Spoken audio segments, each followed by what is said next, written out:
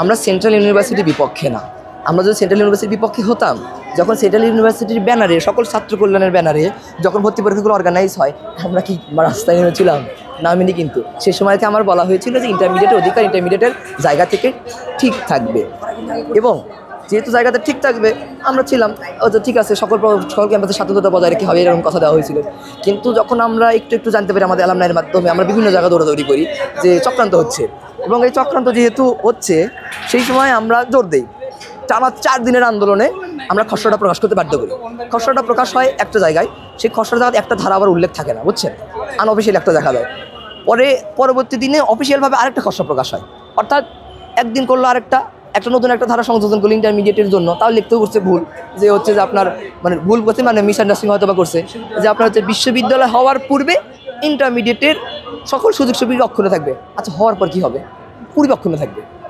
এই পূর্বে শব্দটা কনফিউজ পরে প্রকাশ করেছে।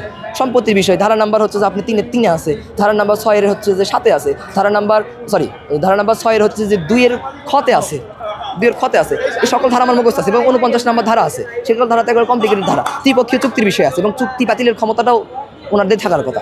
এবং স্কুলিং মডেলে দ্বৈত প্রশাসন হচ্ছে, স্কুলিং মডেলে কিন্তু দ্বৈত প্রশাসন 8টা থেকে 1টা কলেজ, এবং 1টা থেকে হচ্ছে যে আপনার রাত পর্যন্ত হলে বিশ্ববিদ্যালয়।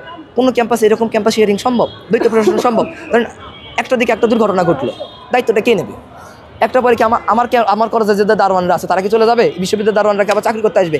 এই যে কমপ্লিকেটেড যে বিষয়গুলো, এগুলো একসময় বড় একটা ইস্যু ধারণ করবে, এবং তারাও চাইবে। ওখানে আরেকটা কথা, তার ওখানে লেখা আছে যে 40% হচ্ছে যে আপনার হচ্ছে যে অনলাইন ক্লাস, তারা কি দাবি করবে না? এবং আজকে দেখলাম হচ্ছে যে সেদিনকে হচ্ছে মন্ত্রণালয়ে দেখলাম এক ভাই লেগে দাবি করতেছে যে আমি 24 ঘন্টা হচ্ছে যে অনলাইন ক্লাস, 24 ঘন্টায় আমি রিসার্চ করতে চাই।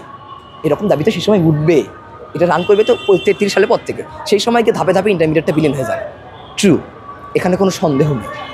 সন্দেহ যদি থাকে, আমি ছোটো মানুষ, আমার অনার্সে বড় ভাইরা আমাকে অনেক গালি দেয়, আমি ছোটো মানুষ, আমি ভুল করতে পারি তো সেই ভুল বোঝানোর দায়িত্ব তাদের না?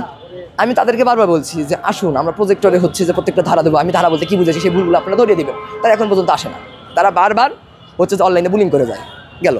আমরা কিন্তু সেন্ট্রালের বিপক্ষে না, আমরা কিন্তু বারবারই কথা বলছি, আমাদেরকে ফ্রেমিং করে আমরা সেন্ট্রালের বিপক্ষে। আমাদের ফার্স্ট পেজ ব্রিফিং দেখতে পারবেন, ফার্স্ট পেজ চাইলে আমাকে নিতে পারেন, আমরা সেন্ট্রালের বিপক্ষে না। কথা হলো মডেলটা কীরকম হবে?